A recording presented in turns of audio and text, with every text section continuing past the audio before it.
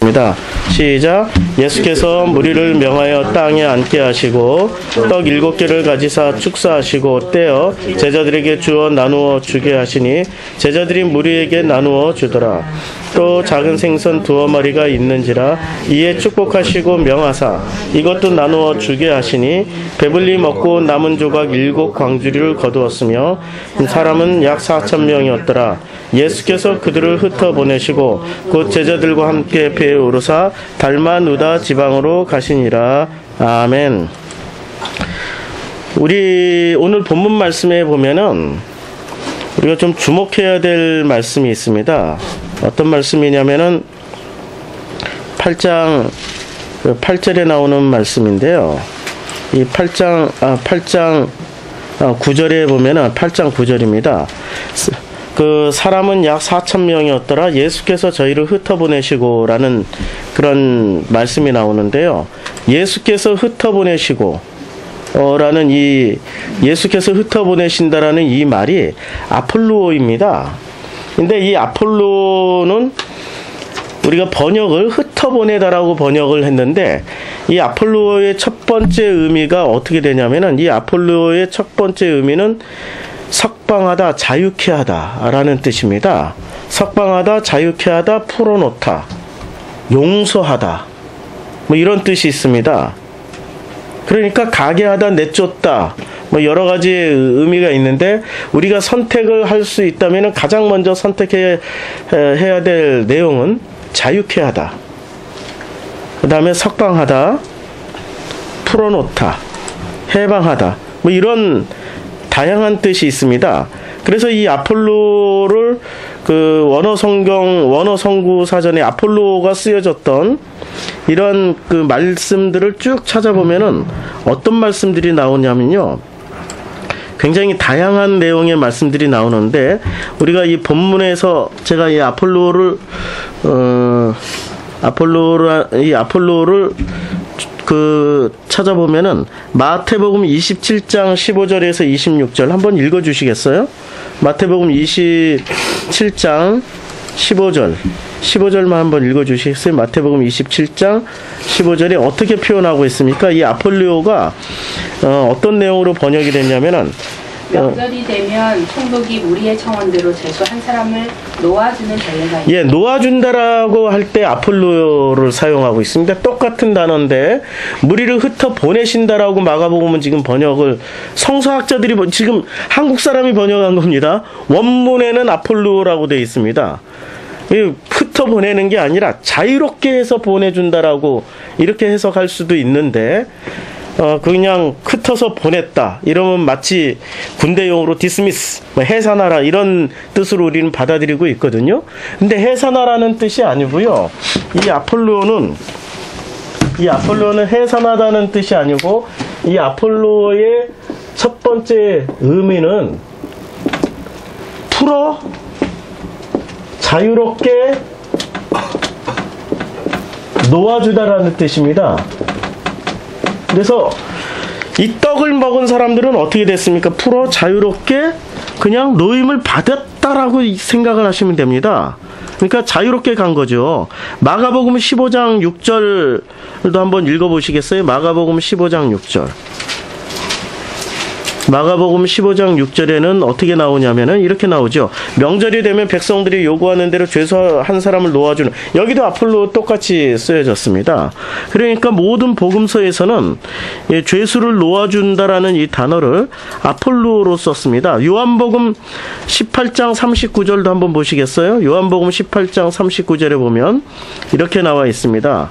요한복음 18장 39절에 보면은 이런 6월절이면 내가 너에게 한 사람을 놓아주는 전례가 있으니, 아니 사복음서 누가복음을 일부러 안 찾았어요. 공간복음은 똑같이 쓰여졌으니까.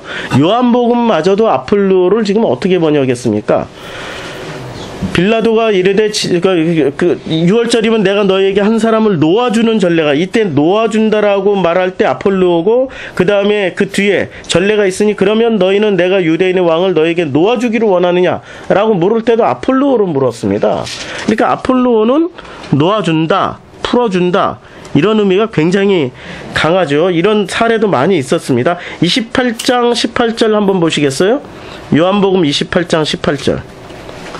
요한복음 28장 18절에 보면은 죄송합니다. 28장이 없고 제가 제가 엉뚱한 데 읽었어요. 19장 10절입니다.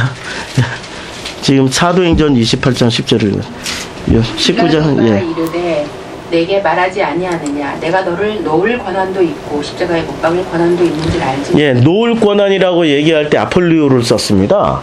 그러니까 이 아폴리오는 놓다, 풀어주다, 해방하다 뭐 이런 뜻이 굉장히 강하죠. 사도행전에서도 어떻게 썼냐면은 사도행전 3장 13절 한번 보시겠어요? 사도행전 3장 13절을 보면은 어떻게 나옵니까? 아브라함과 이삭과 야곱의 하나님 곧 우리 조상의 하나님, 지금 사도행전 맞죠? 네. 이 하나님 곧 우리 조상의 하나님이 그의 종 예수를 영화롭게 하셨느니라. 너희가 그를 넘겨주고 빌라도가 놓아주기로 결의한 것을 놓아줄 때 아폴로로 썼습니다. 그러니까 이 아폴로라는 단어는 주로 어디에 쓰여졌습니까? 놓아주다, 풀어주다, 그리고 채무자의 빚을 탕감해주다, 자유롭게 해준다, 이럴 때 이 아폴로를 썼습니다. 그러니까 우리가 떡 먹는 사건이 도대체 어떤 사건이길래 이렇게 자유롭게 될 수 있냐 이거죠. 4,000명에게 보리떡 7개를 줬습니다. 그 7개를 다 먹고, 그리고 그 사람들이 남긴 거는 7광주리를 남겼습니다. 도대체 7개를 먹고 7광주리를 남긴 그 사건이 어떤 의미, 어떤 사건이길래 이 사람들이 아폴로 자유롭게 돼서 떠나갔습니까? 이건 굉장히 중요한 사건이에요. 먹고 그냥 흩어진 사건이 아닙니다. 어떤 죄의식에서 해방이 되었고, 어떤 죄책감에서 자유롭게 되었고, 어떤 정말 풀지 못했던 인생의 숙제에서 그 숙제를 풀게 되니까 어떻게 됩니까? 숙제를 풀었던 옛날에 유명한 철학자 유레카하고 외친, 유레카하고 가버린 겁니다. 유레카 하면서 그만큼 자유롭게, 그만큼 행복하게, 그만큼 너무나도 해피하게 이렇게 떠나가는 장면이 오늘 8장 9절에 4,000명이 먹고 이렇게 각자 제 갈 길로 가는 그 장면입니다. 흩어지는 장면입니다. 그냥 흩어진 게 아니라 그 안에 무엇을 품고 갔습니까? 죄로부터 자유, 모든 멍에로부터의 자유, 무거운 짐으로부터 자유, 죄책감으로부터의 자유, 자기를 얽매고 자기를 구속하고 자기를 끊임없이 괴롭혔던 생활고에서부터의 자유, 나를 괴롭히고 있던 수많은 인간관계로부터의 자유, 나를 얽매고 나를 짓누르고 있었던 그 무겁고 고통스러운 그 압박감으로부터의 자유, 이 자유를 얻고 가버린 겁니다. 와, 놀라운 일이죠. 어떻게 이게 가능할 수 있었겠습니까? 이 사이에 어떤 일이 있었냐면, 보리떡 7개를 이 사람들이 어떻게 먹었냐면은, 보리떡 7개를 먹을 때 8장 7절에, 아니 8장 마가복음 8장 8절에 보면은 어떻게 먹었냐라고 나오면은 콜타조, 배불리 먹었다라고 나옵니다. 그리고 배불리 먹었다. 그리고 그 떡을 어떻게 했습니까? 그 떡을 어떻게 했냐면은 남은이라고 이렇게 번역한 그 페리슈마가 있습니다. 남았다, 페리슈마. 근데 이 남았다라는 단어는 실제로 남은 게 아니고 충만하다, 풍부하다 이런 뜻입니다. 그러니까 콜타조는 어떤 내용이냐면 배불리 먹고, 그리고 그 떡을 충만히, 그 떡이 충만했다, 뭐 이렇게 번역을 해야 됩니다. 남았다라고 번역도 가능해요. 이게 뭐 남았다라는 선택지가 있으니까. 그러나 본래의 뜻은 페리슈마는 충만하다, 풍부하다, 이렇게 해석하는 것이 더 맞습니다. 그러니까 이 사람들이 떡을 어떻게 한 겁니까? 먹을 때도 충만히 먹고 남긴 것도 충만히 남긴 겁니다. 충만히 먹고 충만히 남기니까, 풍부하게 남기니까 이 사람들이 그 결과로 어떻게 됐습니까? 아폴로가 됐습니다. 아폴로. 그래서 이 사람들이 자유롭게 된 겁니다. 자기의 모든 문제, 근본, 어떤 해결받지 못하던 그 모든 것에서 자유롭게 되어버린 겁니다. 얼마나 놀라운 일입니까? 그래서 이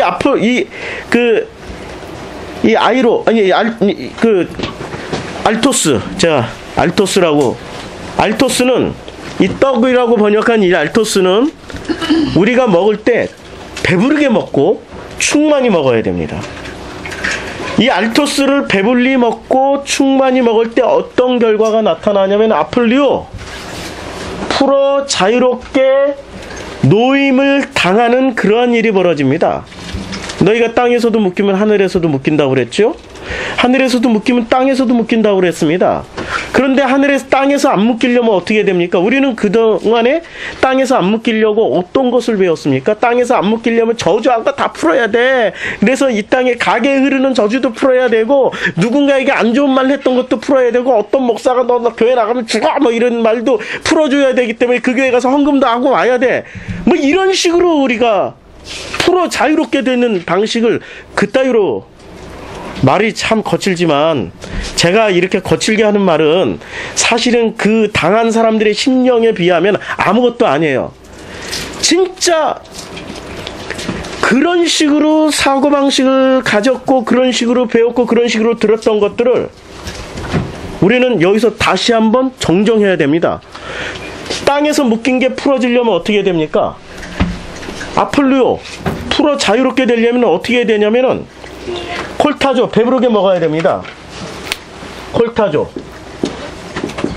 콜타조, 배부르게 먹고, 이게 배부르게 먹는 겁니다. 배부르게 먹고, 그 다음에 페리슈마, 충만해져야 됩니다. 페리슈마, 니자 붙여도 되고 안 붙여도 되고, 이게 시그마가 2개 나오기 때문에 페리슈마, 충만, 풍부, 이런 단어인데요. 이게 명사이기 때문에 배부르게 먹고 충만해져야 됩니다. 무엇을? 알토스를. 이 알토스를 우리는 뭐라고 번역했습니까? 떡. 근데 이 떡의 문제는, 우리가 이제까지 이 알토스라는 이 떡의 문제를 가지고 우리가 공부를 굉장히 많이 하고 있었죠. 사실은 이 떡만 알면은 우리는 많은 부분에 있어서 해결을 받고 삽니다. 이 떡의 문제는 뭡니까? 이 떡의 문제는, 결국에는 이 떡의 문제는 우리의 양식의 문제죠. 근데 사람이 떡으로만 살 것이 아니요 하나님의 입에서 나오는 모든 말씀으로 산다라고 그랬습니다.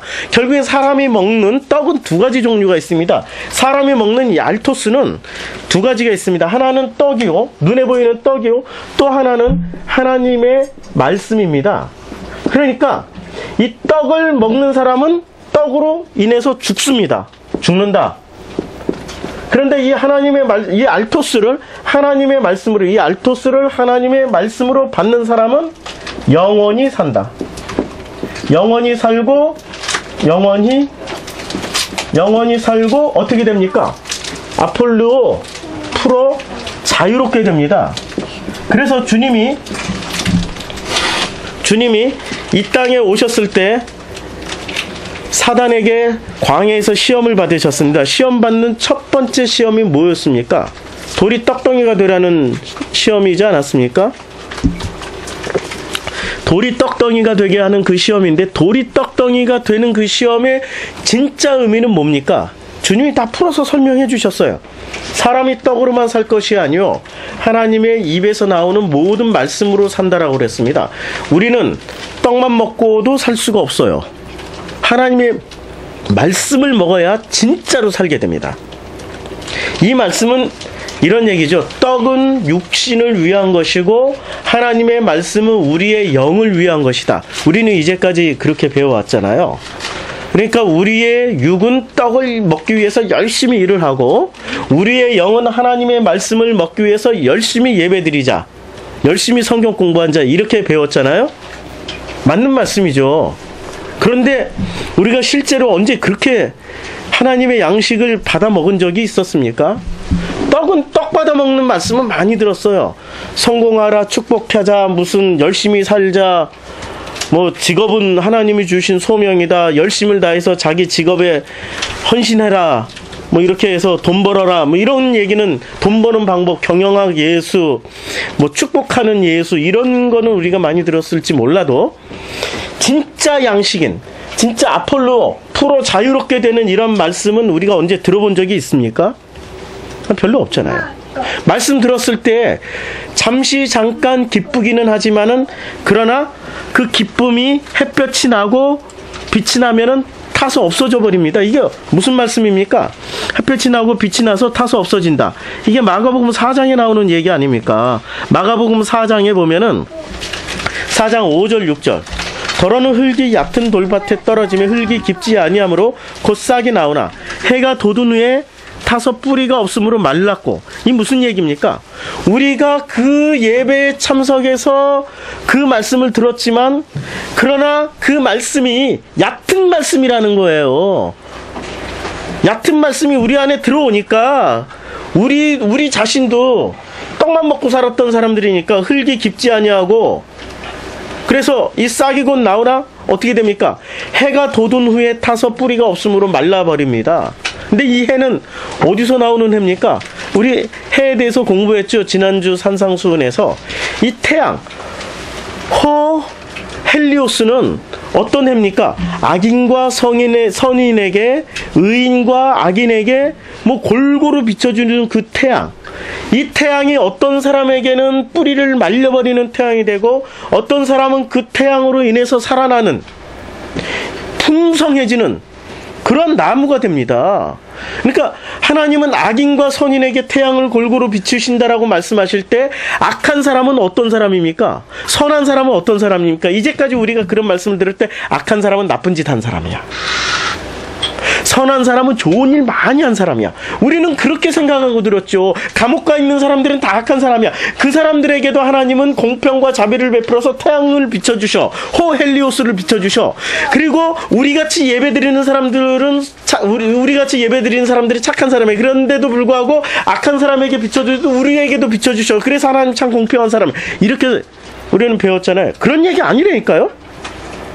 그런 얘기가 아니고 여기서 악한 사람, 선한 사람은 어떤 얘기냐면은 하나님의 말씀을 못 먹는 사람은 악한 사람, 하나님의 말씀을 떡으로 먹는 사람은 악한 사람, 하나님의 말씀을 진짜 복음으로 듣는 사람들은 선한 사람이라는 말씀을 하고 있습니다. 악한 사람은 하나님의 말씀을 자기식으로 듣기 때문에 그것을 자기가 이 땅에서 떡을 만드는 대로만 씁니다. 떡 만드는 대로만 써요. 어떻게 하면은 이것을 내가 경제 성장, 우리 가정 경제에 도움이 되게, 우리 자녀 잘 먹게 만들고, 내 마누라 잘 행복하게 좋은 옷 사주고, 좋은 반지 사주고, 나도 그러고 싶은데. 근데 그게 우선순위가 아니잖아요. 아니, 그런 거는 생각해보니까 근근히 살아도 되더라고, 사실은. 잘 먹고 제가 어렸을 때 보리밥 무지하게 먹었어요. 밀가루 무지하게 먹었습니다. 수제비 무지하게 먹고, 보리밥 무지하게 먹었어요. 진짜, 나처럼 이렇게 희한하게 내 세대에, 나처럼 이렇게 가난하게 사는 사람도 드물어요. 바로 제 10년 전 선배님들만 해도 전후 세대이기 때문에, 뭐 그렇게 힘들게 사는 것을 제가 이해는 해요. 근데 전쟁이 끝난 지 10년 후에 태어난 제가 왜 그렇게 가난하게 살아야 되겠냐고요. 어린 시절 70년대, 60년대, 70년대를 너무 가난하게 살다 보니까 그 가난을 통해서 제가 하나 깨달은 게 있습니다. 보리밥을 먹어도 배가 부르고 쌀밥을 먹어도 배가 불러요. 배부른 건 똑같아요. 밀가루를 먹어도 배부르고 고기를 먹어도 배부른 건 똑같아요. 그런데 무엇이 다르냐면 내 입맛이 다른 거예요. 보리밥 먹다가 쌀밥 먹으면 있죠, 보리밥 다시 못 먹습니다. 밀가루만 실컷 먹다가 그 보드라운 그 꽃등심 한 점을 딱 먹고 나면은 그 연탄불에 구운 고등어 자반 그 한 점을 딱 쌀밥에 먹고 나면은 밀가루 음식 못 먹습니다. 쌀밥에 고등어 자반 그거 먹고 싶어요. 배부른 건 똑같은데 뭐가 달라져요? 내 입맛이 달라져 버린 거예요. 내 입맛이 끊임없이 쌀밥 먹다 보면은 꽃등심 먹고 싶게 만들고, 꽃등심 먹다 보면은 외국에 나가서 스테이크 한번 썰어보고 싶게 만들고, 끊임없이 내 입맛이 그것을 요구하는 거지 내 뱃속은 그런 거 요구하는 게 아니라니까. 쌀밥 먹고 배부르나 보리밥 먹고 배부르나 똑같아요. 물론 이게 방구가 나오는 차이가 좀 있긴 해도 그러나 배부른 건 똑같단 말이에요. 우리는 배부름의 목적을 두는 게 아니라, 콜타조 페리슈마의 목적을 두는 게 아니라, 우리는 지금 무엇의 목적을 두고 있죠? 내 입맛. 내 입맛. 이 입맛은 평생 변합니까? 평생 변하죠. 근데 콜타조와 페리슈마는 안 변해요. 배부름은 조금 먹고 배부른 거나 많이 먹고 배부른 거나, 이게 정도의 차이. 젊었을 때 많이 먹고 많이 먹어야 배부르지, 나이 먹으면 조금만 먹어도 배부르. 요 정도 차이만 있지 입맛은 있죠. 수시로 변합니다. 수시로 시시각각으로 나를 속입니다. 그렇잖아요? 아니, 제가 여행을 해봤어요. 아프리카부터 시작해가지고 이렇게 아프리카 쭉, 동유럽, 터키, 그 다음에 그 동남아 이렇게 다 여행을 해봤어요. 중국까지 여행을 하면서 제가 느낀 거, 세상엔 입맛이 참 다양하다. 정말 세상엔 입맛이 다양하다. 그런데 그 입맛이, 그 다양한 입맛이 어떤데 중국에는 무지하게 짜게 먹더라고요. 근데 저는 다행히 운남성에 가가지고 너무 우리 입맛에 맞는 음식만 먹고 다녔어요. 동남아 갔더니 어쩜 그렇게 내 입맛에 맞아요. 그런데 그 터키에 갔더니, 야, 터키가 음식의 천국이라고 그러잖아요. 터키에 가서 음식을 먹는데 이건 먹어도 맛이 없고 저건 먹어도 맛이 없더라고요. 터키가 음식의 천국이라고 그랬는데, 터키에 가서 그 고등어 요리 있지, 고등어 샌드위치, 그거 먹다가 토할 뻔했어. 어쩌면 그렇게 비린지. 터키에 가서 케밥 먹다가 못 먹고 던져버렸어. 왜? 이집트에서 더 맛있는 걸 먹었거든. 아니, 이집트 음식이 제 입맛엔 더 맞더라고요. 터키에서 아이스크림, 이게 쫀득쫀득한 아이스크림 있잖아요. 이렇게 떨어지지도 않는 찐득이 아이스크림. 터키에서 그것을 먹으려고 했더니, 터키에서는 그거 한 $5 정도로 줘야 되더라고요. 그런데 그런 똑같은 아이스크림을 이집트에서는 500원이면 먹어요. 아니, 500원에 먹다가 10배를 주고 먹으려니 똑같은 맛이라도 제가 입맛이 나겠습니까? 똑같은 걸 먹더라도 입맛이 안 나는 거야. 이게 돈 때문에라도. 아니, 500원이면 이거 이집트에서 먹었는데 이거 5,000원이나 주고 먹어야 돼? 내가 다시는 안 사 먹는다. 그 맛은 이미 무엇에 결정됩니까? 내 머리에서 결정돼 버리는 거죠. 입맛은 놀랍게도 내 습관, 내 생각, 사고 구조에 따라서 결정됩니다. 저 김치 없이 그 여행하는 동안에 김치 거의 먹어보질 못했어요. 아니, 김치가 있어야 먹지. 뭐 한인 식당이나 가야 되는데 한인 식당 오죽 비싸요. 외국의 한인 식당은. 진우랑 여행할 때 우리는 거의 길거리에서 500원, 1000원짜리 500원짜리 물을 먹어도 배가 콜타조 페리슈마 했습니다. 1000원짜리 먹으면은 콜타조 무지하게 많이, 페리슈마 무지하게 충만했습니다. 그런데 터키로 넘어가는 순간, 이게 500원, 1000원으로는 먹을 수가 없습니다. 최소한 3000원, 4000원, 5000원 이런 정도를 줘야 콜타조가 되고 페리슈마가 되는 겁니다. 근데 볼 것이 많은 나라는 터키예요. 터키는 얼마나 볼 게 많은지, 터키를 한 달 동안 있으면서 돌아다니는데 다음에 또 못 보고 떠났기 때문에 다음에 또 와서 봐야 될 때가 몇 군데를 남겨놨어요. 그 중에 하나가 아라라산입니다. 아라라산 때문에라도 한번 가긴 해야 되는데, 문제는 이집트를 제가 먼저 경험해버린 거예요. 이집트는 하루에 $1, 1000원을 가지면은 오전에 진우랑 저랑 밥을 다 먹습니다. 아침밥 둘이서 먹는데 250원짜리 이 빵 있어요. 여기다 야채 엄청 많이 넣고 고기까지 들어가요. 닭고기까지 들어가요. 거기는 돼지고기 안 먹는 나라니까 빵 2개에, 이집트 빵은 우리나라 공갈빵처럼 생겼어요. 공갈빵 이렇게 가운데가 비어 있어가지고 요 사이에 야채와 고기를 넣고 먹을 수 있게 해놨습니다. 둘이 500원이면은 250원, 250원. 둘이 그거 하나 먹으면 아침 내내 든든해요. 근데 그렇게 먹어봐야 500원이에요. 그 다음에 후식으로 아이스크림을 둘이 하나씩 사 먹습니다. 200원짜리 아이스크림. 진우 하나, 나 하나. 큰 큰 거, 아이스크림도 커요. 이걸로 가득 줘요. 그래서 진우 하나, 나 하나 사 먹으면은 둘이 얼마 이제 900원 썼죠.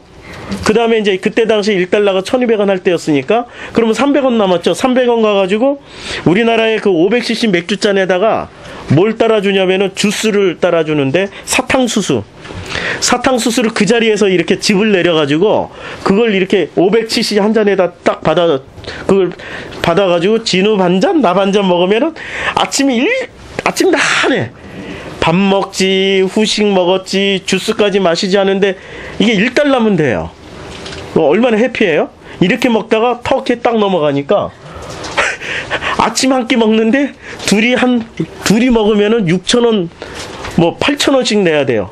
그러니까 터키에서 그 멋진 풍경들을 보면서 제가 이게 콜타조 페리슈마가 됐습니까? 안 된다니까? 콜타조 페리슈마는 이 똑같은 알토스를 먹더라도 우리가 어떠한 마인드를 가지고 먹느냐에 따라서 콜타조 페리슈마가 되는 겁니다. 배부르게 먹을 수 있느냐 아니면 충만해지고 풍부해질 수 있느냐가 결정되는 겁니다. 그러니까 이 알토스의 문제는, 이 알토스의 떡의 문제는 우리가 어떤 기준에서 알토스를 받아 먹느냐에 따라서 그 양식이 정말 우리를 콜타조 페리슈마에서 아폴리오로 가게 만드느냐, 아니면 알토스를 아무리 먹어도 페리슈마 콜타조가 안 되면 어떻게 됩니까? 그냥 죽고 마는 거예요. 묶여버리고 마는 겁니다. 그래서 이 도대체 이 알토스를 어떻게 먹어야 되냐, 이거는 김준남 목사님이 정리를 참 잘해 주셨어요. 제가 사실은 어제 감기로 인해 가지고 설교 준비를 못 했거든요. 이거를 알토스도 정해야 되고, 그 다음에 우리가 이게 그 두 마음도 이렇게 정리를 해야 되는데, 김준남 목사님이 올려주셨어요, 글을. 그래가지고 제가 덕분에 김준남 목사님 정리해 놓은 것을 이렇게 잘 활용하려고 합니다. 참 너무 감사드려요. 자, 이 성경은 떡에 대한 문제를 매우 중요하게 다루고 있습니다. 그래서 이 구약에서 하나님은 홍해를 건너 광야로 나온 이스라엘 백성들에게 만나를 주셨죠. 그런데 이 만나를 떡으로만 알고 먹는 사람들은 죽어요. 근데 하나님의 말씀으로 알고 먹는 사람들은 어떻게 됩니까? 페리슈마 콜타조가 돼서 아폴리오 자유롭게 되는 겁니다. 해방이 되는 거죠. 그런데 예수님의 공생의 사역의 그 시작에 앞서서 예수님도 광야에서 사단에게 시험을 받았어요. 근데 그 시험을 받는데 첫 번째 시험이 뭐였습니까? 돌로 떡을 만들라는 시험입니다. 이뿐만이 아니라 이 주님께서 가르쳐 주신 기도의 핵심이 그 양식, 곧 떡에 관한 이 알토스의 문제입니다. 그래서 우리가 주기도문에 하늘에 계신 우리 아버지 이름이 거룩히 여기심을 받으시옵고 나라에 임하시며 뜻이 하늘에서 이룬 같이 땅에서도 이루어지이다. 그리고 뭐가 나오죠? 오늘날 우리에게 일용할 양식을 주옵시고, 그 양식이 무슨 양식입니까? 우리가 지금 먹고 있는 이 양식입니까? 그래서 이 양식을 이해하지 못했던 시인 백무사는 어떻게 썼냐면은 종이에게라는 그 시에서 저녁기도, 종이에게 우리는 날마다 일용할 양식을 구했다. 그리고 우리는 그 대목에서 목을 맬 수밖에, 아니, 목이 메인다라는 거죠. 이 너무 슬퍼서 이 노동자들의 그 삶, 80년대 노동자의 삶은 우리는 목이 메일 수밖에 없다. 뭐 이렇게 썼어요. 진짜 일용할 양식을 먹는 밥으로만 생각한 겁니다. 먹는 밥이 아니고요. 이 알토스는 우리에게 일용할 양식을 달라라고 말씀하시는 그 알토스는 하나님의 말씀입니다. 그러면 하나님의 말씀은 성경에 있으니까 성경을 많이 읽으면 알토스가 해결되겠네? 그러면 우리는 페리슈마 콜타조가 되어서 아폴로가 되겠네? 그게 아닙니다. 그 말씀이 아니고 하나님의 이 성경의 말씀을 떡의 관점으로 읽으면은 떡이 돼버리고, 이 알토스를, 이 성경 말씀을 하나님의 복음의 관점으로 읽게 되면은 우리는 페리슈마 콜타조가 돼서 아폴리오 자유롭게 되는 겁니다. 지금 그 말씀을 하고 있는 거죠. 그래서 이 주님의 이 기도의 핵심은 양식, 떡에 관한 겁니다. 이 그 주기도문의 그 핵심은. 그래서 이 땅에서 살기 위해서는 반드시 떡이 있어야 됩니다. 반드시 우리 육체가 반드시 떡을 먹어야 되는 것처럼 반드시 복음이라는 관점에서 해석되어진 이 성경 말씀을 우리가 먹어야 되는 거예요. 그게 하나님의 말씀이 되는 거죠.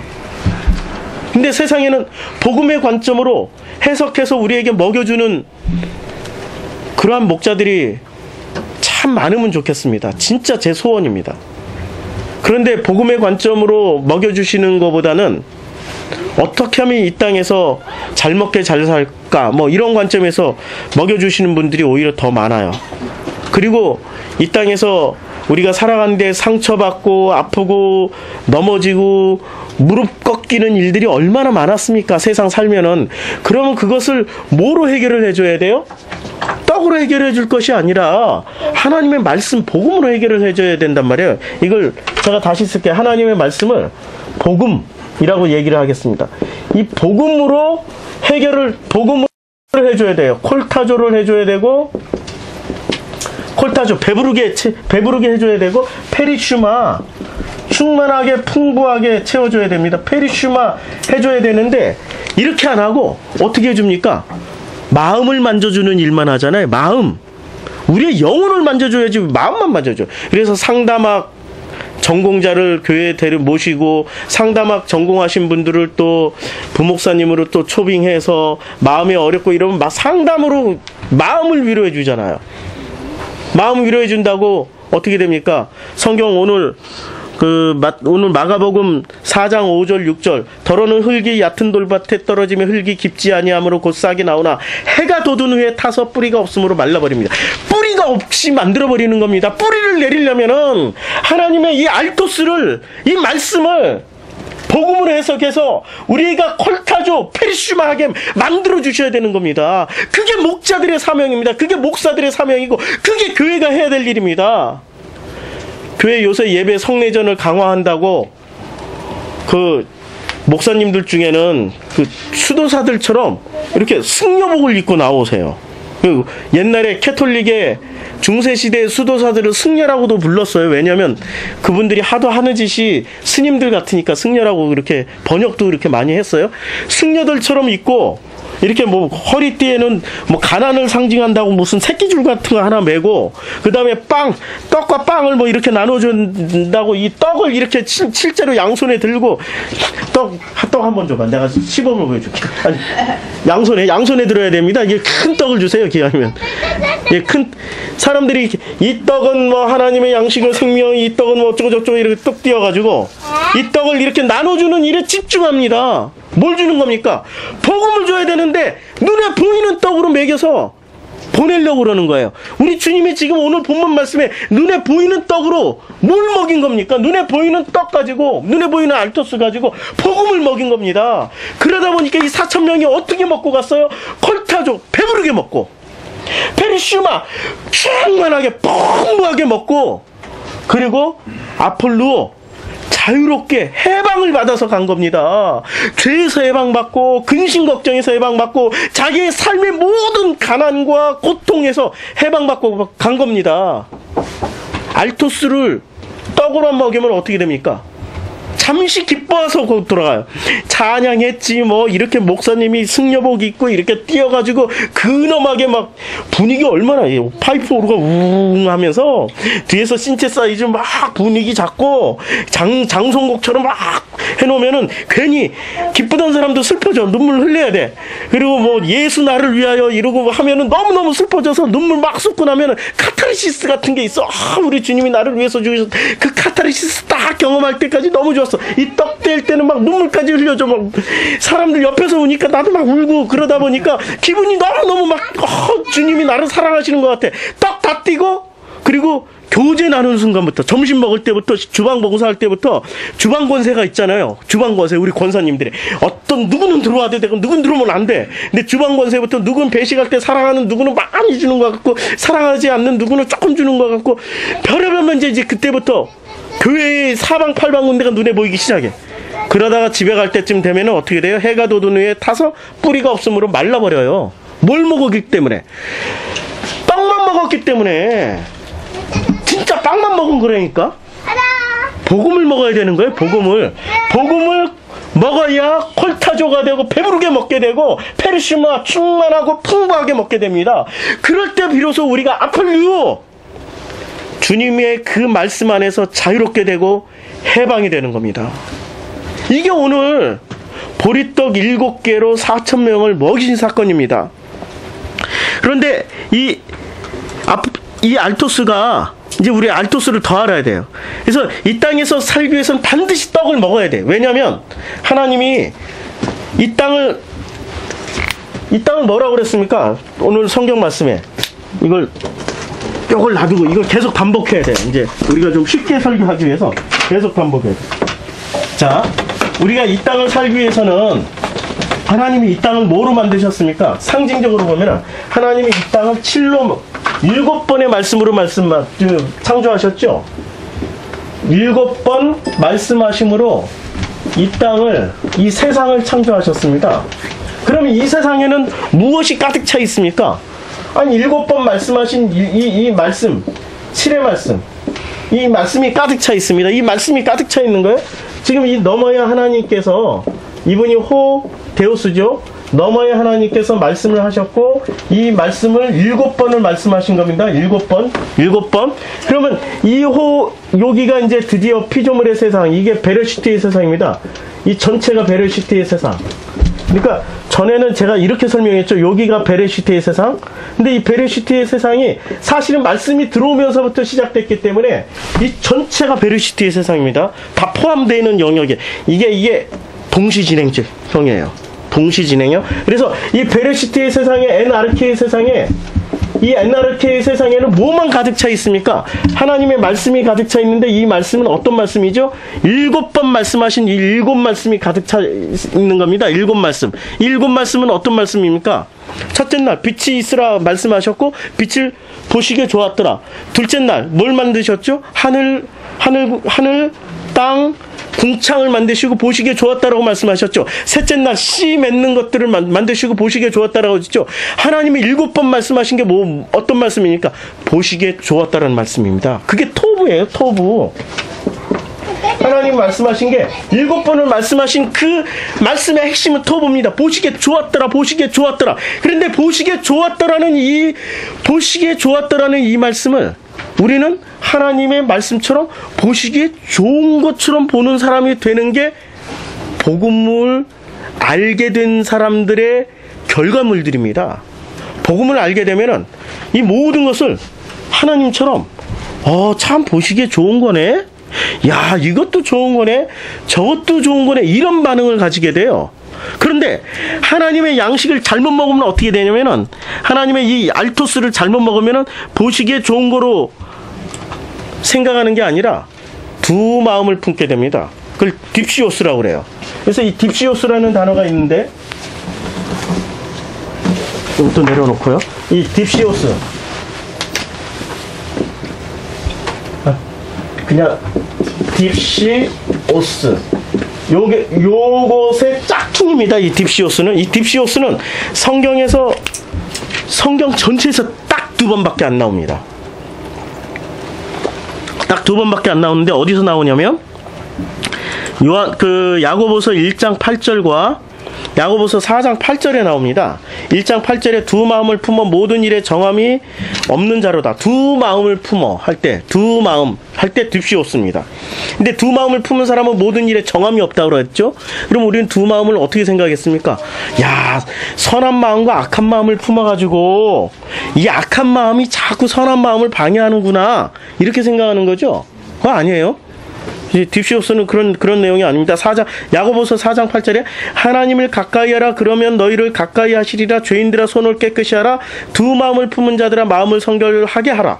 그러니까 두 마음을 품은 그 사람들은 어떻게 하라고 그랬어요? 마음을 성결하게 하라. 그리고 어떻게 해야 성결이 돼? 그리고 성결하기 위해서 어떻게 합니까? 악을 막 쓸어내고 악한 짓을 안 하고 악은 보지도 않고 악은 생각지도 않으려고 무지하게 노력을 해요. 생각지도 않으려고 그러는데 왜 그렇게 나는 게임하고 싶을까? 부모님이 하지 말라고 하는 것은 그거 악이잖아요. 우리가 배운 대로. 부모님 마음을 아프게 했잖아. 아니 부모님 마음을 아프게 하면 그게 악이라니까.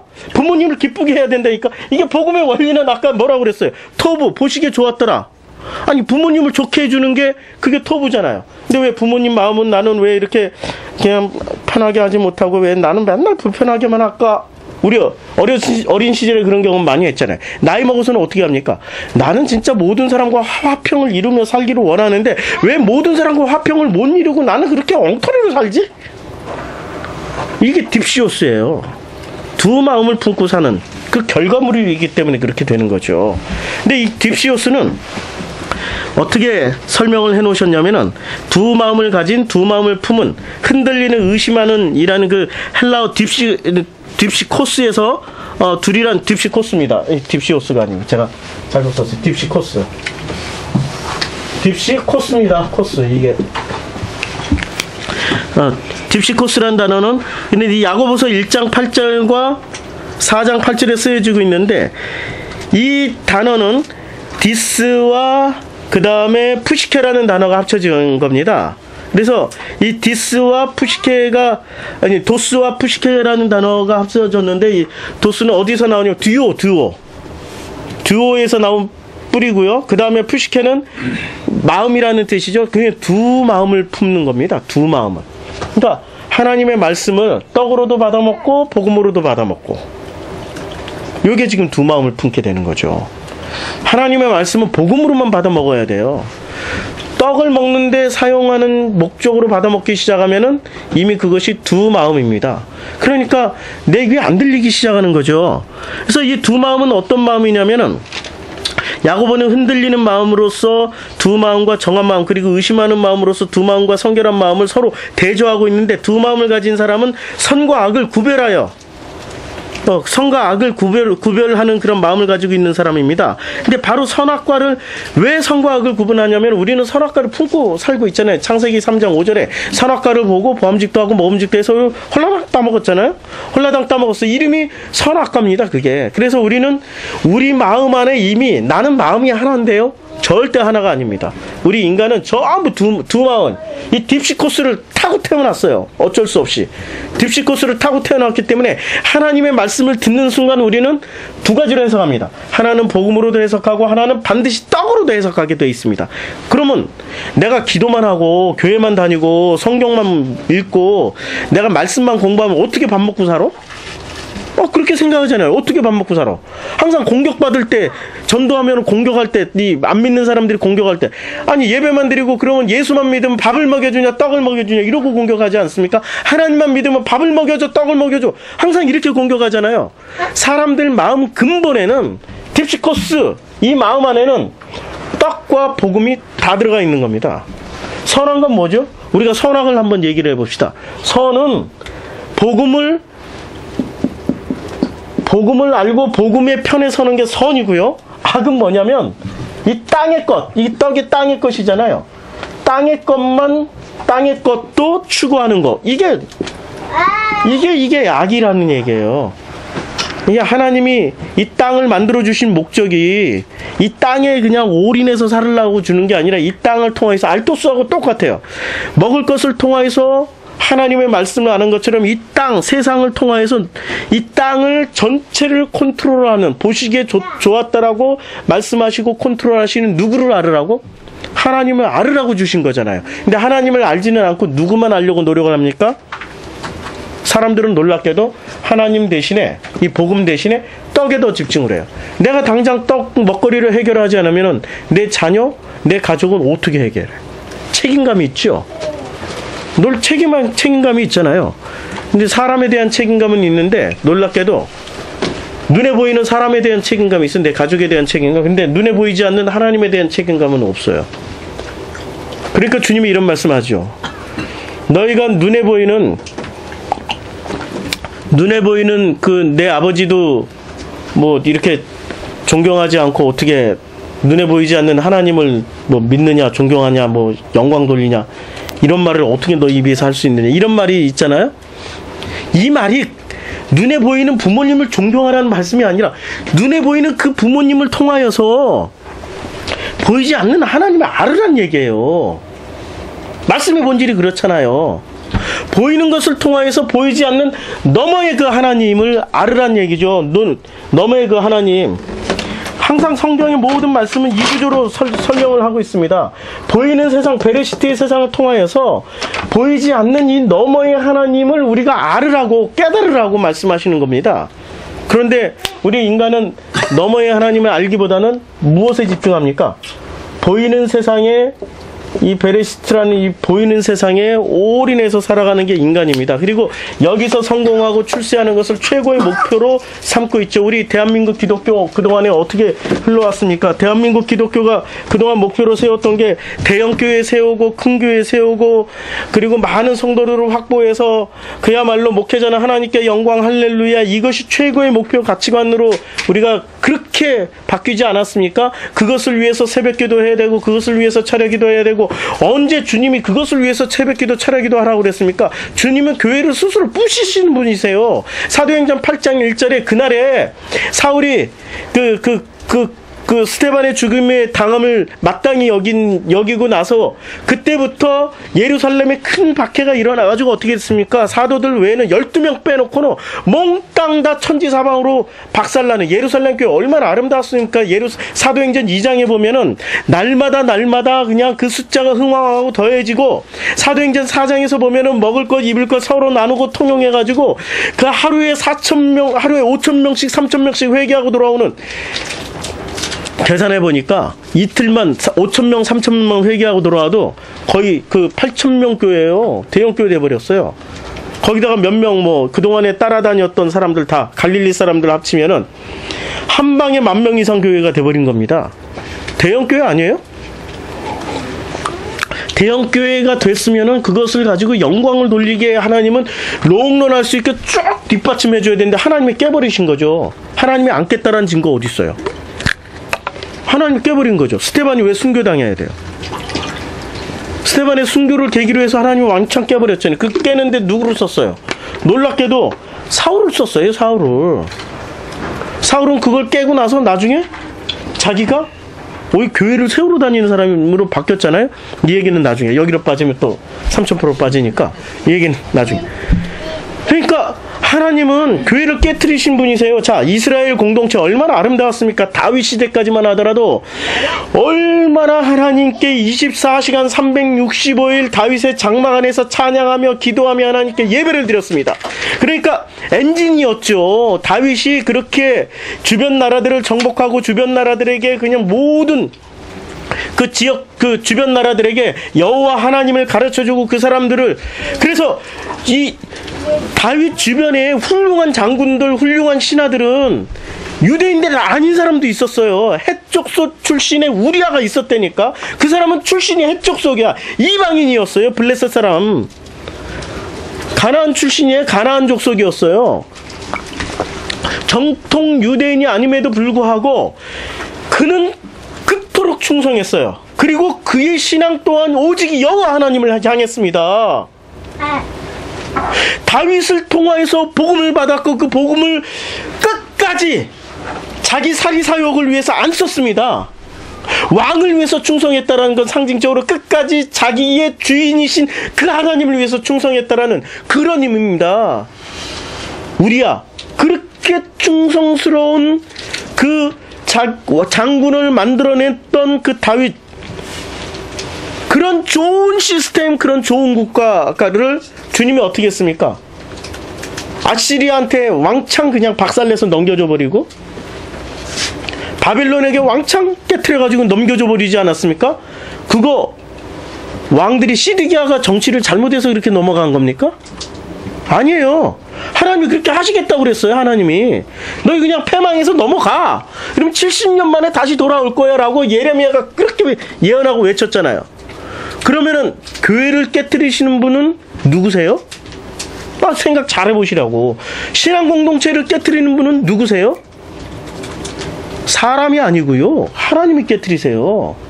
이제까지 성경의 역사, 구약에서 바벨론 포로, 아시리아 포로로 잡혀가게 하셨던 분이 하나님이시고, 신약에서는 그 예루살렘 교회를 박살내신 분이 하나님이시고, 그럼 교회를 깨트리는 주범은 놀랍게도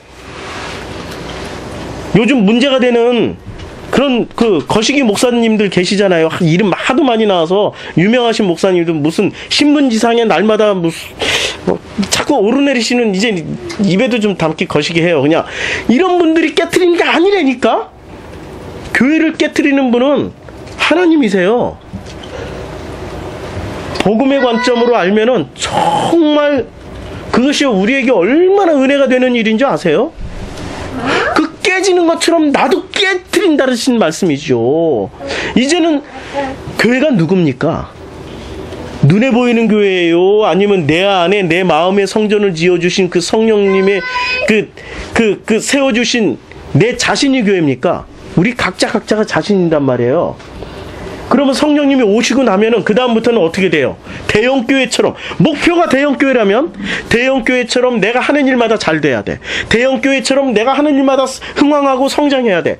이렇게 성장하는 게 내가 교회된 목적이라면 그건 잘못 짚은 거죠. 어떻게 해야 합니까? 하나님이 깨뜨리신다니까? 왜 깨요?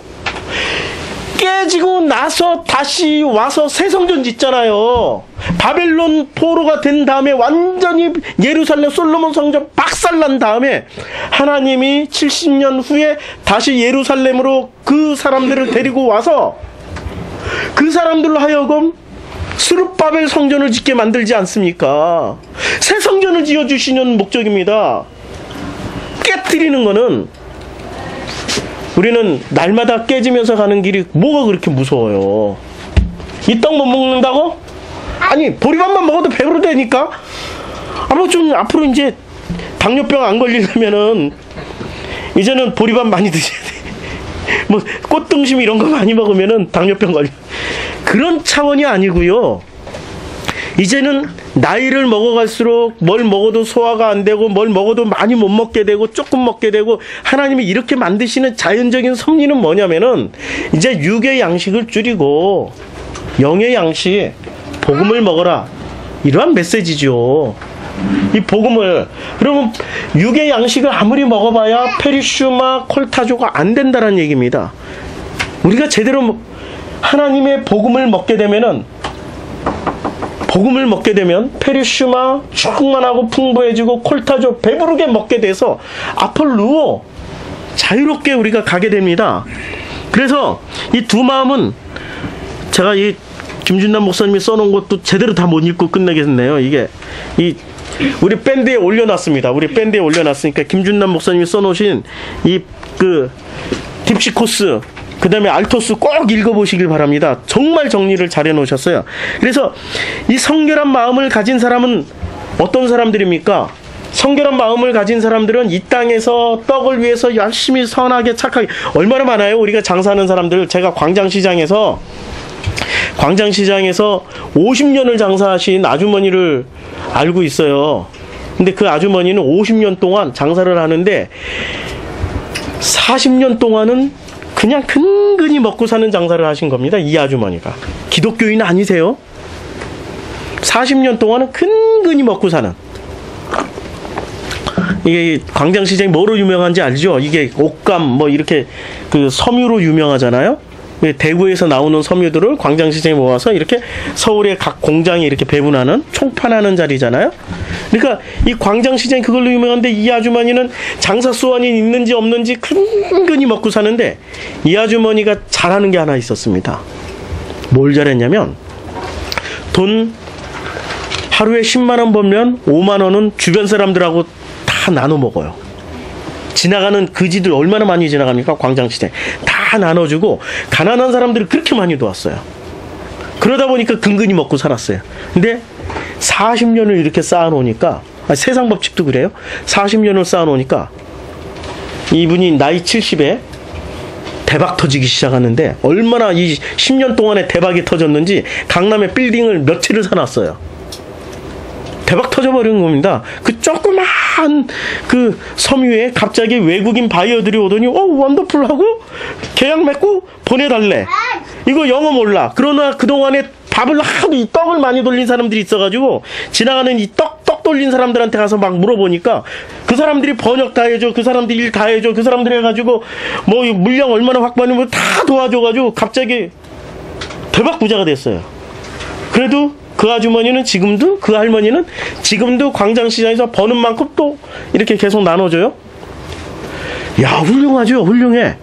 그렇죠. 이거 세상 법칙 가르쳐 주는 거예요. 그래서 세상 법칙에서 운명학자들, 제가 운명학 공부했잖아요. 자기 운명을 바꾸는 길 3가지를 가르쳐 주더라고요. 하나는, 첫 번째는 자기가 가지고 있는 것을 가지고 가난한 사람을 많이 도와라. 이게 마일리지처럼 쌓이면 언젠가는 반드시 찾아먹는다. 내가 찾아먹든지 내 후손이 찾아먹는다. 아니, 교회 설교 그렇게 하잖아요. 이게 운명학자들이 어떤 분이신 줄 알죠? 점쟁이, 주역하시는 분들, 점성술, 뭐 사주팔자 보는 분들이 운명학자들이세요. 좋게 말해서. 이런 분들이 하는 얘기예요. 마일리지 많이 쌓아라. 저도 4년 전에 그렇게 설교했어요. 아유, 참 창피해 죽겠어요. 근데 이렇게 돌아왔다는 게 얼마나 감사해요? 두 번째, 자기 운명을 또 바꿀 수 있는 길은 기도를 많이 해라. 그래서 기도를, 지구상에서 기도를 제일 많이 했던 사람 중에 한 사람이 있잖아요. 이름하여 조용팔 목사님. 이 이름이 진짜 운명학자들이 얘기해 빌어먹을 이름인데, 그런데 이 사람은 기도를 하루에 8시간 기도를 해가지고 운명이 바뀌어서 얼마나 지금 잘 살아가고 있냐. 아니, 이게 그러니까 운명학자들이 근거로 삼는 얘기예요. 근거로. 그래서 교회 가서 기도 많이 하는 것도 막 추천해줘요. 이분들은 진짜로 교회 가서 기도 많이 해. 절에 가서도 많이 하고, 하다못해 교회에 절을 못 가면 산에 가서라도 혼자 기도 많이 하라고. 운명 바꿀 수 있는 것 두 번째. 세 번째는 운명학을 공부해서 미리미리 피해가라. 뭐 이렇게 가르쳐줘요. 그런데 이거는 전부 어디 법칙입니까? 어디 법칙이에요? 이 베레시트의 법칙에 두 가지가 있다고 그랬죠. 제가 지난번에 7번 말씀하신 법칙 안에 요것도 들어가 있어요. 하나님의 질서 안에 인간의 법칙이 들어가 있는 거예요. 그런데 7번 말씀하시는 7 원리죠. 7이라는 원리예요. 7 말씀하셨던 이 7의 원리가 두 가지로 해석이 됩니다. 7번 말씀은 이 7의 원리가 두 가지로 해석되는데, 어떻게 해석되냐면 이 7의 원리가 이렇게 해석되는 거죠. 떡으로도 해석될 수 있고 복음으로도 해석될 수 있다는 겁니다. 떡으로만 해석하면 이 땅에서 잘 먹고 잘 살아요. 진짜 누가 정말 잘 먹고 잘 사니까 머리 질끈 동요하고, 어렸을 때부터 이놈은 남다른 놈이야. 아주 특출한 놈이야. 이놈은 인내는 쓰나 열매는 달다 이래가지고 머리 딱 질끈 매고, 누가 야 아무개야 놀자 해도 안 나가. 가서 공부해. 누구야 놀자 해도 안 돼. 나는 반드시 S대 들어가서 S대 들어간 다음에 난 반드시 나는 이 한국 사람들이 잘 못 가는 예일대, 뭐 하버드 가가지고 내가 박사학위 따가지고 가서 돌아서 성공할 거야. 이런 사람들은 성공한다니까? 이런 사람들은 성공해. 뭐로 해석했어요? 알토스를? 떡으로 해석하면은 인내는 쓰나 열매는 달다 이러고 자기 하고 싶은 거 몽땅 다 절제해서 성공해요. 그리고 성공하고 난 다음에 뭘 해요? 하나님께 영광 돌려야지. 목표도 그렇게 잡아. 그렇게 해서 하나님이 영광 받으시는 분이십니까? 절대 하나님은 그런 걸로 영광 받으시는 분이 아니세요. 그것은 이 사람은 어디에 묶여 있습니까? 알토스 떡에 묶여 있는가? 성공과 출세와 하나님께 영광 돌린다라는 이런 목표에 묶여 있는 겁니다. 어떻게 아폴로가 될 수 있어요? 그런데 복음으로 이 알토스를 해석하면은 7 원리를, 이 7이라는 원리를 알토스로, 이 7이라는 원리를 이 알토스를 복음으로 해석하면은 충분하게 먹고 배부르게 먹습니다. 그래서 본문에 어떻게 나옵니까? 본문에 마가복음 7장 한번 마가복음 8장으로 다시 돌아가서 8장 8절 한번 읽어보시겠어요? 배불리 먹고 남은 조각 7 광주리를 거뒀어요. 그런데 7 광주리를 걷기 전에 우리가 떡을 몇 개나 받았습니까? 8장 5절에 예수께서 물으시되 너에게 떡이 몇 개나 있느냐? 이르되 7이로소이다. 7개를 받았어요. 자, 7개를 받았어요. 잘 보세요. 7개를 받고 8장 8절에서는 어떻게 됐습니까? 배불리 먹고 남은 조각 7 광주리가 됐습니다. 이거 다 지우긴 좀 아깝긴 한데 이걸 지울게요. 왜냐면 이거는 계속 반복을 해줘야 돼요. 이게 설교를 어떻게 하면 쉽게 할까 연구를 했더니 무한 반복밖에 없더라고요. 설교를 쉽게 할 수 있는 방법은 끊임없이 반복해서 말씀을 드리는 수밖에 없더라고요. 자, 왜 갑자기 머리카락이 들어갔어요? 자, 여기 보면은 떡 7개입니다. 7이라는 떡이에요. 7이라는 떡을 7 광주리로 남겼습니다. 근데 이 광주리라는 것은, 이 7 광주리라는 이 단어는 어디에 쓰여졌냐면은 오직 신약 성경에 딱 2군데 쓰여졌어요. 하나는 어디에 쓰여졌냐면은 이 오병이어, 이 4,000명을 먹이신, 오병이어와 4,000명을 먹이신 요 사건에만 요 광주리가 나오고, 광주리가 딱 한 번 또 나옵니다. 사도행전에. 언제 나옵니까? 사도 바울이 이렇게 그 바퀴를 받다가 성을 탈출할 때 광주리에 달아서 매달아서 이렇게 탈출시킬 때 그때만 쓰여져요. 그러니까 광주리에 담기는 건 무엇이 담기는 거죠? 복음을 안 사람만 담는 거예요. 이 떡을 광주리에 담을 때는 뭐만 담냐면은 7이라는 떡 중에 떡 7개가 있는데 떡 7개 7개 중에 복음이 된 것만 담는 거예요. 복음만 담는 광주리입니다, 이게. 근데 이 복음을 담는데 복음 7광주리를 담았어요. 이제 양으로 한번 보자고요. 아니 7개가 광주리 하나에는 떡이 몇 개가 들어가 있습니까? 뭐 셀 수 없이 많이 들어가 있는 거죠. 아니 광주리 잘 모르지, 광주리가 좀 커. 이렇게 너 광주리가 물만 안 새면은 물 받아 넣고 아마 어린 그거보다 훨씬 커요. 광주리는 그거 광주리 아닙니다. 그건 바구니. 광주리는 그거보다 훨씬 커요. 광주리는. 그래서 어렸을 때 물 받아 넣고 물 안 새게 해놓고 물 받아 넣고 너 거기다 이렇게 집어넣으면 수영장이다 이렇게 수영할 수 있는 그 정도 크기야. 지금 이제 나이 먹어서 이렇게 보면 에이 요거밖에 안 해 하지만 굉장히 큰 거예요. 이 광주리 그러니까 하나가 무지하게 많아진 거예요. 하나가 풍성해졌다는 겁니다. 이게 지금 7이 7광주리 됐다는 내용이야. 하나가 7이 어떻게 풍성해질 수 있냐? 먹고 페르시마 풍성해지고 콜타조 배부르게 되는 것. 이걸 다시 한번 강조해 주는 거죠. 뭐로? 복음만 담을 때 7광주리가 되는 겁니다. 복음만 담을 때. 우리는 복음을 담고 사냐 이거지. 그래서 이 땅에 7개의 원리가 있습니다. 7개의 말씀이 있어요. 어떤 사람은 그 7 원리를 가지고 떡으로만 해석하고 살아요. 이거를 뭐라고 그랬죠? 이걸 종교라고 하는 거죠. 종교는 떡으로만 해석해서 우리에게 먹여줍니다. 떡으로만. 오직 떡으로만 먹여주는 게 종교입니다. 그러나 복음으로 먹여주는 것을 뭐라고 얘기합니까? 기독교라고 말합니다. 복음으로 먹여주는 게 기독교예요. 복음으로 먹여줘야 됩니다. 이 대목에서는 제가 좀 흥분을 하니까 좀 가라앉히고. 이제까지 떡만 먹고 살으셨죠? 이제 복음을 먹으면은 어떤 일이 바뀌어집니까? 우리 70 넘으신 그 노인분께서 오셔가지고 개인 프라이버시가 있어서 더 이상의 신상 공개는 안 하지만 70평생을 어머니의 신앙에 따라서 신앙생활을 하셨습니다. 지금은 교회 수석 장로님으로 교회를 섬기고 계시는데 매일 그렇게 뭘 불안하대요. 설교를 들어도 들을 땐 좋지만 잠깐 돌아서면은 불안하고. 뭘 이렇게 말씀을 부흥회 같은데 얼마나 많이 다녔겠어요. 70년대 80년대를 거치면서 얼마나 기도 많이 했겠습니까? 나무 뿌리 뽑은 것만 해도 몇 개 뽑았답니다. 우리 70년대 80년대 교회에서 맨날 그거 같지나 나무 뿌리 문제 해결 소원 성취하려면 아무 말 안 했어. 목사님들 뭐 했냐면 산에 가서 나무 하나 너가 나무 하나 딱 찜하고 그 나무 뿌리 한번 뽑아봐. 다 해결돼. 그래서 조금 그 가까운 동네에 우리 그 유명한 목사님이 계세요. 나무 뿌리 뽑아서 진짜 교회 커진 목사님이 계세요.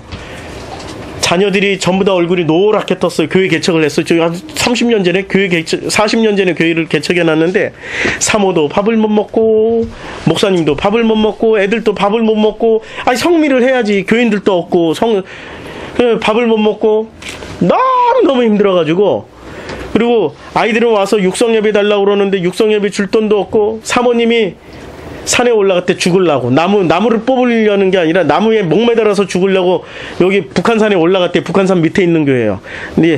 근데 나무 올라갔대요. 근데 올라가서 이렇게 목을 매달라고 이렇게 나무를 보다 보니까 문득 부흥회 때 들었던 설교가 생각나더래. 어린 시절에 나무 뿌리를 뽑아라. 그래가지고 목매달 힘으로 나무를 잡고 기도를 했대요. 주여 그냥 내가 죽든지 나무가 죽든지 둘 중에 하나 죽게 해주시옵소서 했더니 결국엔 나무가 죽었대. 그리고 아침 새벽녘에 돼서 이제 이렇게 나무가 죽어가지고 내려왔더니 이 세상에 거기에 쌀자루에 딱 아이들 육성예비만 봉투에 딱 들어가 있더라는 거예요.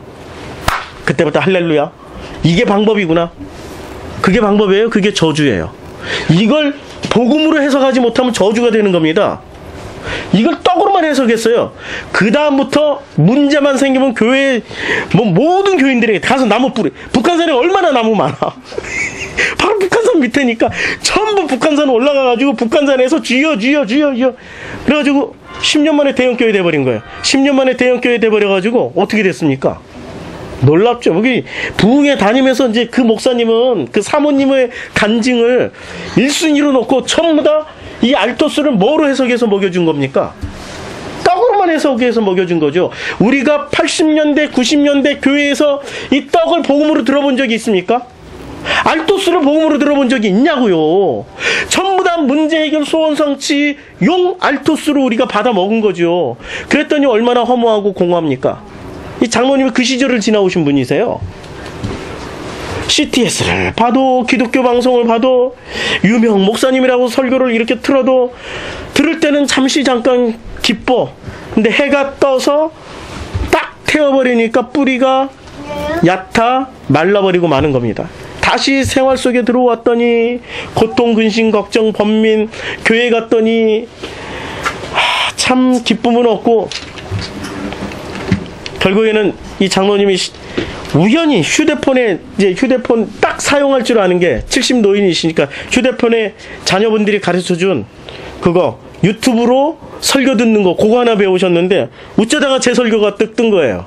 이게 몇 번 떴는데 의심을 했대.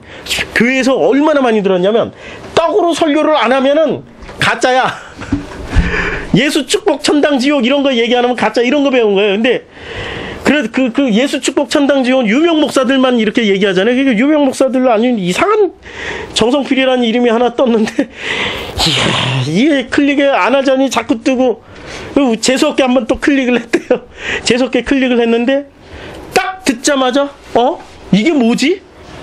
1분 만에 쑥 들어오시고 그 설교를 듣는 동안에 내가 천국 가는 게 열심히 기도해서 가는 게 아니구나. 하나님의 은혜로 가게 되는 거구나. 오직 그분의 은혜로 가게 되는구나. 이게 깨달아지면서 눈물이 그렇게 펑펑 쏟아지려는 겁니다. 70평생에 처음으로 거듭남의 체험을 하게 된 거죠. 중생의 체험을 하게 된 겁니다. 그 다음부터 1년 동안 제 설교만 주구장창 들었대. 그랬더니 어떤 결과가 나타나냐. 이제 오셔가지고 외롭대요. 외롭대. 가족들한테 얘기를 해도 못 알아듣고 교인들한테 얘기를 했더니 이단이라고 그러고 목사님한테 말씀드렸더니 더 이상 듣지 말라 그러고 혼자 몰래 듣고 있는데 너무너무 고통스러워가지고 혼자 듣고 있는 게 고통스러운 게 아니라 사랑하는 가족들에게 어떻게 전해야 될지 모르는 그 마음이 진짜 좋은 이 복음, 이 알토스를 복음으로 들었더니 이 떡만 먹던 그 사람들에게 알토스 이 복음을 전해줬더니 어떻게 전해줘야 되냐. 이것 때문에 상담하러 오셨어요. 제가 어떻게 상담을 해드립니까? 이 주님이 하실 일인데. 그래서 가끔 이런 말씀도 하시더라고요. 이제 구역 식구들한테 이렇게 알토스를 떡으로 아니고 복음으로 해석해줬더니 구역 식구들이 너무너무 막 좋아하는 사람들이 나타나기 시작했대요. 그러다 보니까 자기 마음이 우쭐해진대. 그러면 이거 제가 이렇게 우쭐해진 게 이게 교만죄가 들어오는데 이거 어떻게 얘기를 합니까? 제가 설명드렸죠. 그거 교만죄가 아니고요.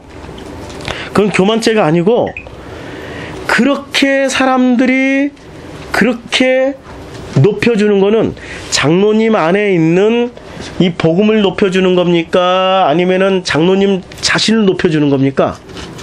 장로님이 금방 깨닫죠. 장로님 안에 있는 복음을 높여주는 거지 장로님을 높여주는 게 아니잖아요. 장로님이 그거 하나 또 깨닫고 갔습니다. 이게 내가 높아지는 게 아니라 내 속에 있는 복음을 영화롭게 해주는 일이구나. 그래서 장로님은 그렇게 할 때마다 사람들에게 뭐라고 얘기를 해줄 거냐, 뭐라고 이제 말씀을 이제 하실 거냐면 이렇게 말씀하시겠죠.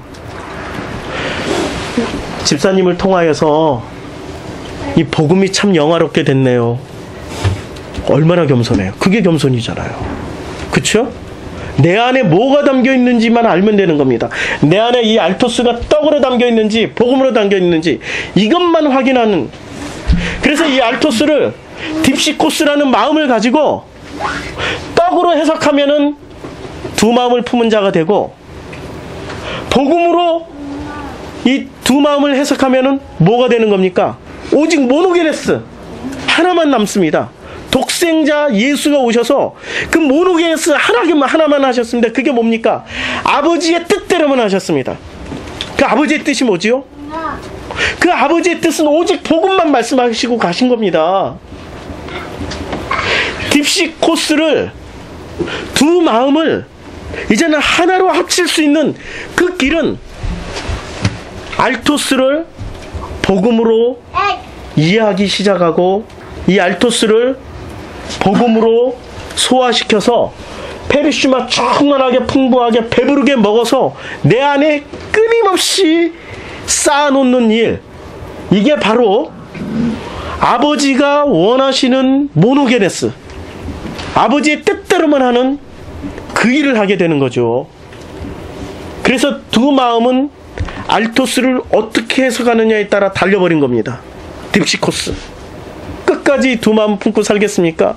딥시코스로만 끝까지 두 마음 품고 살면은 선악으로 판단하기 때문에 세상 모든 불평 불만할 게 너무 많아. 쟤는 왜 저렇게 길 건널 때 왜 빨간불일 때 길을 건너?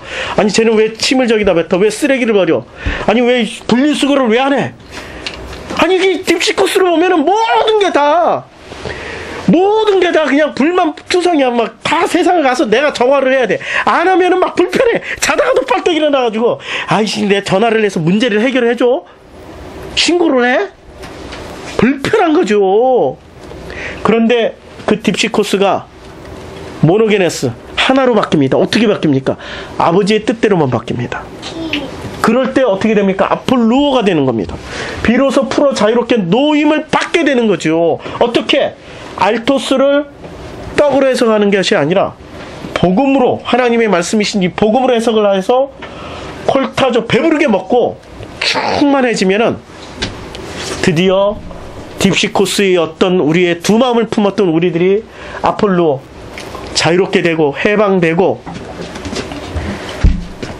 노임을 받게 됩니다. 우리 자녀들, 어린 자녀들도 있고 우리 중고등부 학생들도 있고 그런데 우리 복음은 여기서 이렇게 듣고 가지만 집에 가서 우리 자녀들 보면 근심 걱정돼. 저놈이 저런 말을 하고 저런 행동을 하고 그러면은 저거 어떻게 살까? 걱정하지 마세요. 복음만 얘기해 주세요. 복음만. 떡 먹이는 방법은 세상이 다 가르쳐 줍니다. 학교에서 가르쳐 주고 친구들 사이에 다 배워. 그런 거 안 가르쳐 줘도 돼. 복음만 가르쳐 주면은 세상 살아가면서 아폴루오 정말 풀어 자유롭게 뭐든 하는, 정말 그 모노게네스만 내놓고 사는 그런 사람이 될 것입니다. 기도하겠습니다. 아버지 하나님 감사합니다. 정말 우리 가운데 우리는 늘 딥시코스, 두 마음을 품고 살아가는 존재들입니다. 그런데 우리 주님께서 우리에게 알토스를 주셨고, 이 알토스를 복음으로 해석하는 그 사람들이 될 때 우리 안에 페르슈마, 콜타조 충만하고 배부르는 경험을 통하여서 우리를 아폴루오, 우리를 그 모든 근심 걱정, 우리를 얽어매고 있는 수고하고 무거운 그 모든 멍에로부터 해방을 시켜주십니다. 자유를 주십니다.